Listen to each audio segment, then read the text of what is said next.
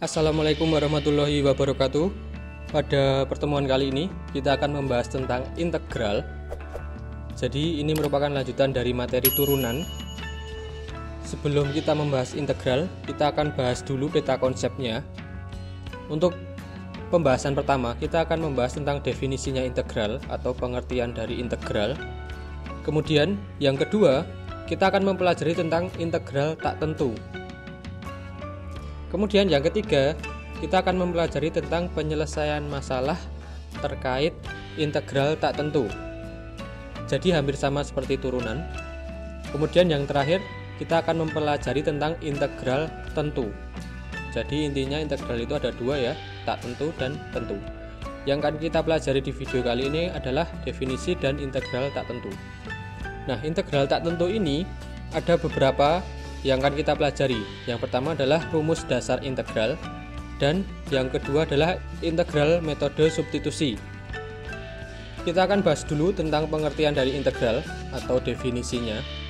Integral merupakan operasi inverse atau kebalikan dari turunan. Jadi integral ini disebut juga dengan anti turunan. Untuk ilustrasinya perhatikan tabelnya. Misal ada fx, kemudian turunannya fx itu f kecil x. Jika x kuadrat diturunkan menjadi 2x, x kuadrat plus 1 diturunkan menjadi 2x, dan seterusnya. Nah, perhatikan, turunan dari f yang besar adalah f yang kecil. Maka bisa dilakukan kebalikannya, anti turunan dari fx yaitu 2x itu adalah x kuadrat plus c. Nah, c ini konstanta. Artinya kita belum mengetahui C itu bisa aja 1, 10, min 19 atau berapapun. Nah, untuk gambaran skemanya, jadi F yang besar itu diturunkan menjadi F yang kecil. Kemudian F yang kecil ini jika kita integralkan atau anti turunannya itu adalah F yang besar ditambah C. Jadi kembali ke fungsi semula, cuman ditambahi konstanta. Ini adalah hubungan antara integral dengan turunan. Nah, sekarang kita akan mengenal notasi dari integral tak tentu. Jadi lambangnya seperti yang ada pada layar. Kemudian fx dx. Fx ini tadi kita integralkan akan menghasilkan f besar plus c. Ini adalah notasi dari integral. Untuk keterangannya, lambang integral atau notasinya seperti pada layar. Kemudian fx itu adalah fungsi integrannya atau fungsi yang akan diintegralkan. Kemudian dx itu merupakan turunan dari x. Dan fx itu adalah fungsi integral umum atau hasil fungsi integralnya. Dan c itu adalah konstanta. Nah, jadi silahkan dipahami. Kemudian kita masuk ke integral tak tentu. Yang pertama kita akan membahas tentang rumus-rumus dasar dari integral. Untuk rumus yang pertama, jika ada integral a dx, di mana a ini adalah konstanta, maka integralnya adalah ax plus c. Nah, a dan c ini adalah konstanta ya. Jadi jika kita mau menguji, maka kita bisa menurunkan AX-nya, AX plus C kita turunkan, maka pasti hasilnya adalah A, karena turunannya AX adalah A. Nah, cara mengeceknya seperti itu. Kemudian, integral X pangkat N dx. Kalau di turunan, kemarin kita dikurangi 1 pangkatnya, nah sekarang ditambah 1. Kemudian pangkatnya turun ke depan, ditambah 1, namun berada di penyebut. Nah, hasil integralnya seperti ini.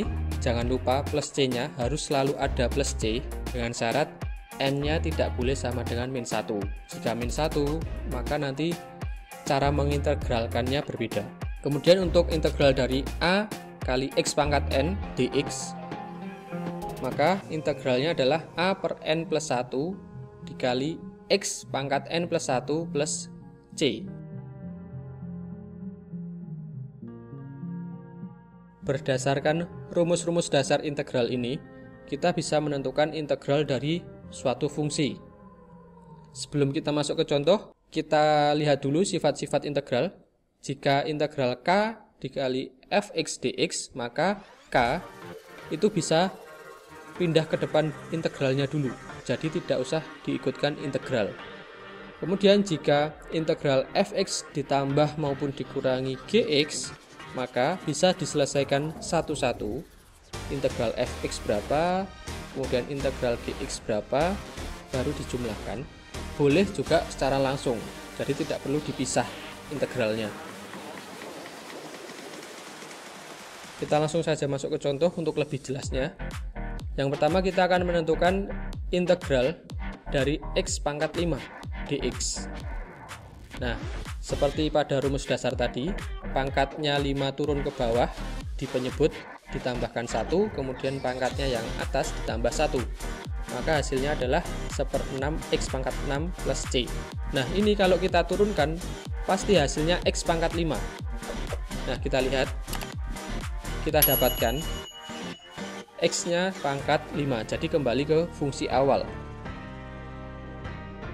Kemudian contoh soal yang kedua, integral 2x pangkat 3 dx, maka 2-nya langsung dibagi dengan 3 plus 1 dikali x pangkat 3 plus 1. Hasilnya adalah setengah x pangkat 4 plus c.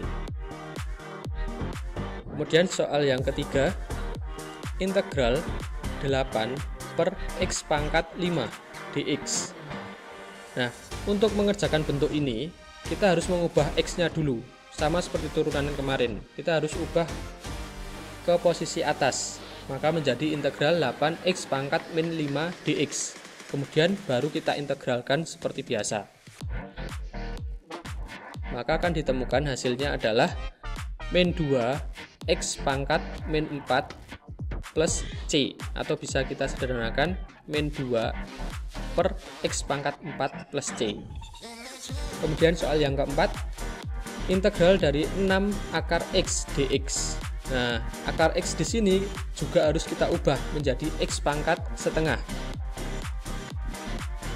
Maka setengah ditambah 1, hasilnya adalah 3/2. Jadi 6 per 3/2 x pangkat 3/2 plus c.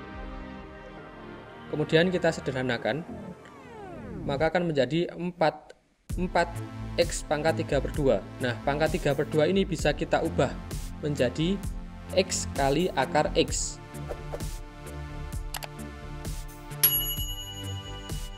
Jadi ditemukan hasil integralnya adalah 4x akar x plus c.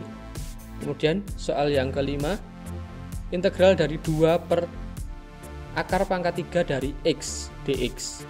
Nah, kita ubah dulu bentuknya, x-nya kita naikkan ke atas, maka akan didapatkan bentuknya akar 3 dari x itu adalah x pangkat a per b ya. Diingat-ingat bentuk ini. Jadi pangkat yang belakang dibagi pangkat yang depan, a per b. Kemudian setelah kita temukan bentuk integral 2x pangkat min 1/3 dx, kita integralkan. Min 1/3 kita tambah 1. Kemudian kita dapatkan 2/2/3 x pangkat 2/3. Kemudian kita sederhanakan, kita jadikan perkalian, akan ditemukan 3x pangkat 2/3 plus c. Ini adalah hasil integralnya. Kemudian untuk soal yang ke-6, tipe soal yang ke-6, integral dari 6x kuadrat plus 4x min 1 dx. Nah, ini kita bisa mengerjakan langsung, jadi tidak perlu dipisah seperti rumus tadi, seperti integral 6x sendiri, integral 4x sendiri, dan integral min 1 sendiri tidak perlu. Langsung kita hitung di sini. Integralnya adalah 6 dibagi 2 plus 1, kemudian 4 dibagi 1 plus 1, dan integralnya suatu konstanta itu adalah x. Diingat-ingat di rumus tadi, plus c, jangan lupa plus c-nya. Jadi bisa kita sederhanakan, 2x pangkat 3 plus 2x pangkat 2 min x plus c. Jadi ini adalah hasilnya.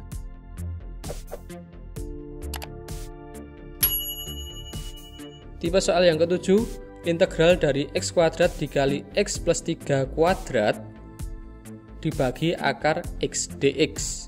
Nah, ini harus diubah dulu. Jadi tidak bisa langsung diintegralkan. Kita ubah dulu bentuknya supaya jadi satu baris seperti tipe soal sebelumnya.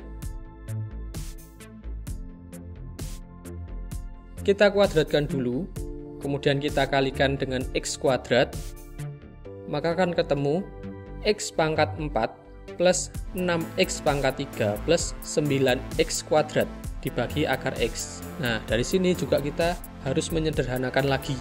Setiap sukunya dibagi akar x, maka x pangkat 4 dikurangi x pangkat setengah, maka 4 dikurangi setengah itu adalah 7/2. Begitupun juga dengan x pangkat 3. 3 dikurangi 1/2, maka hasilnya adalah 5/2. Kemudian untuk yang x kuadrat itu hasilnya adalah 3/2. Nah, setelah kita ketemu bentuk integral ini, baru bisa kita kerjakan menggunakan rumus dasar.